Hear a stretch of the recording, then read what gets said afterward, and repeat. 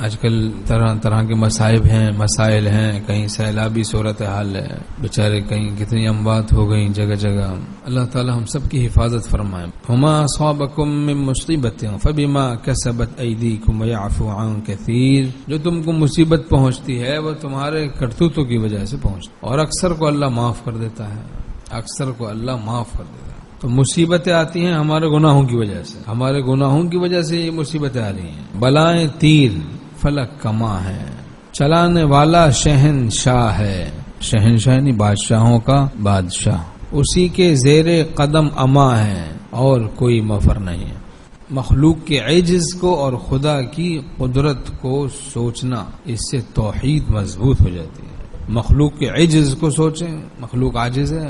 ایسے بھی قصے ہوئے جن کو بچایا جا رہا تھا ان کو بچاتے بچاتے خود بہہ گئے. بہرحال آنے والی کس سے ٹالی جائے گی؟ روح رگ رگ سے نکالی جائے گی، تجھ پہ ایک دن خاک ڈالی جائے گی. کر لے جو کرنا ہے، آخر موت ہے. تو آخر تو موت ہی ہے. تو بہرحال بھائی طرح طرح کے مصائب ہیں، پریشانیاں ہیں، مصیبتیں ہیں. غم میں بس ان کو پکارا چاہیے، ان کے ہوتے کیا سہارا چاہیے. لذت فریاد طوفانوں میں ہے، کون کہتا ہے کنارہ چاہیے. مصیبت مانگے نہ، آ جائے تو اس کو نعمت سمجھے، مصیبت مانگنی نہیں. جس مصیبت کے بعد بندہ اللہ سے دور ہو وہ مصیبت اس کے لیے عذاب ہے. جس مصیبت کے بعد بندہ اللہ سے قریب ہو وہ مصیبت اس کے لیے رحمت ہے. یہ قاعدہ. تو اپنی مصیبتوں کو ہم رحمت بنائیں اس طرح سے کہ رجوع اللہ کا اہتمام کریں. اختیار دیا اللہ نے ہمیں، ہم توبہ شروع کر دیں.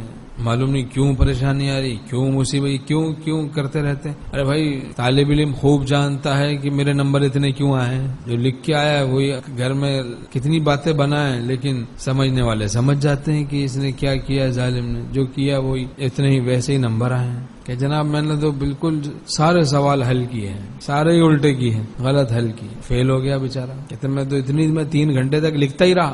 لکھتا تو رہا لیکن کیا لکھتا رہا. تو امتحان گاہ میں امتحان کی تیاری کا وقت نہیں ملتا. تو کبھی مصیبت آ جاتی ہے تو اسے پہلے اس امتحان کی تیاری کریں کہ کرنا کیا ہے، کیسے رجوع اللہ کرتے ہیں، کیسے اللہ کو پکارتے ہیں. غم میں بس ان کو پکارا چاہیے، ان کے ہوتے کیا سہارا چاہیے. جہاں طوفان میں پھنس کر سفینہ ڈگمگاتا ہے وہیں قدر خدا اور ناخدا معلوم ہوتی ہے. اب بیمار ہو گیا، اب شفا ہی نہیں ہو رہی. پیسہ ہے، دولت ہے، ڈاکٹر ہیں، دوائی ہے، انجیکشن ہے، سب کچھ ہے، شفا نہیں ہے. اب پھر اللہ یاد آ رہا ہے. دوا کو کیا پتا شفا کس کو کہتے ہیں. اصل مؤثر تو مشیت خداوندی ہے. اللہ کی مشیت سے آگ جلاتی ہے. آگ اگر جلاتی ہے تو مشیت خداوندی سے جلاتی ہے. آگ کو کیا پتا کہ جلانا کس کو کہتے ہیں. تو بہرحال اذکروا اللہ فی الرخاء یذکرکم فی الشدہ. حدیث شریف میں تم سکھ میں اللہ کو یاد رکھو وہ دکھ میں تم کو یاد رکھے گا. سکھ میں ہم بھول جاتے ہیں، شادی بیاہ ہے، اچھے حالات ہیں، مال کی ریل پیل ہے، نیٹ کی بدماشیاں چل رہی ہیں. شادی بیاہ ہے تو اس میں ڈھول چل رہے ہیں، باجے چل رہے ہیں، خلاف شرع رسومات چل رہی ہیں. استغفر اللہ. اس وقت بھولے ہوئے بالکل. پھر کوئی بلا آ جاتی ہے پھر اللہ یاد آتا ہے، لیکن بعضے تو ایسا دل خراب ہو جاتا ہے تب بھی پھر خدا کی یاد نہیں آتی. شقاوت پکڑ لیتی ہے تو پھر کہاں مصیبتوں میں بھی خدا یاد نہیں آتا. شقاوت جس کو پکڑ لیتی ہے اس کو مصیبتوں میں بھی اللہ یاد نہیں آتا. ہم دوستوں کو بتاتے ہیں موافق حالات میں مستقل متقی رہنا علامت نسبت مع اللہ ہے. موافق حالات ہیں اور مستقل باخدا ہے. یہ علامت نسبت مع اللہ ہے، اللہ کے ساتھ خاص تعلق کی علامت ہے. ورنہ زیادہ موافق حالات میں اچھے پھسل جاتے ہیں. الفاظ میں گھمنڈ آ گیا، انداز میں گھمنڈ آ گیا، دل میں اکڑ آ گئی، دماغ خراب ہو گیا. ہمارے شیخ رحمۃ اللہ علیہ فرماتے تھے نعمتوں کا شکریہ یہ ہے کہ دماغ خراب نہ ہو، یعنی مزاج خراب نہ ہو، گناہوں میں نہ ہم غرق ہوں، رجوع اللہ بڑھے. تو بہرحال مصیبتوں میں کیا کرنا ہے بھائی؟ ایک تو یہ ہے کہ ہم جن گناہوں میں مبتلا ہیں ان سب گناہوں سے توبہ کریں، آئندہ نہ کرنے کے عزم کے ساتھ. گھروں میں شرعی پردہ نافذ کریں، نیٹ کی بدماشیوں سے بچیں، بد نگاہی سے ہم بچیں، حرام کھانے سے بچیں.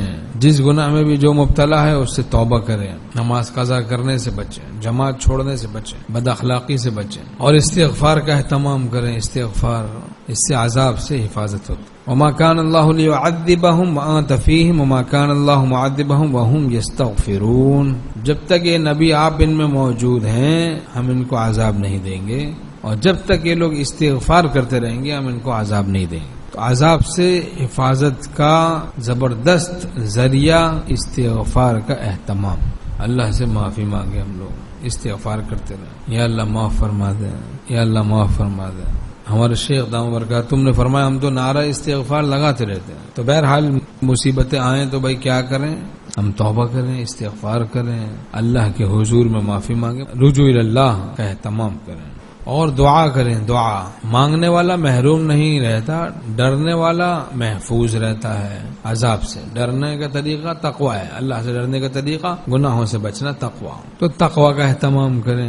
وَمَن يَتَّقِ اللَّهَ يَجْعَل لَّهُ مَخْرَجًا وَيَرْزُقْهُ مِنْ حَيْثُ لَا يَحْتَسِبُ. جو گناہوں سے بچے گا اللہ اس کے لیے مخرج بنا دے گا، نکلنے کا راستہ پیدا کرے گا، ایسی جگہ سے اس کو رزق دے گا جہاں سے گمان بھی نہیں ہوگا. تو تقوی کو ہم اختیار. متقین کی مصیبتوں کو بھی خدا رحمت بنا دیتا ہے اور اپنے قرب کا ذریعہ بنا دیتا ہے.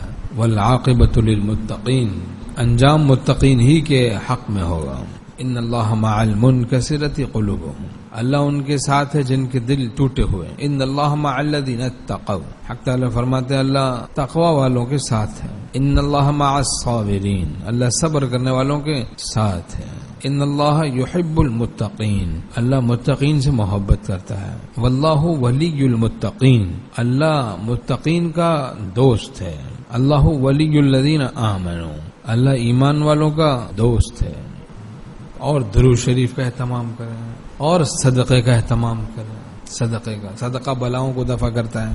ان صدقۃ لتطفئ غضب الرب وتدفع میتۃ السوء، کہ صدقہ اللہ کے غصے کو ٹھنڈا کرتا ہے اور بری موت سے بچاتا ہے. حسن خاتمہ نصیب ہوتا ہے صدقے کی برکت سے. اور صحبت اہل اللہ کو ہم اختیار کریں. اللہ تعالی ہم سب کو سب گناہوں سے بچنے کی توفیق نصیب فرمائے.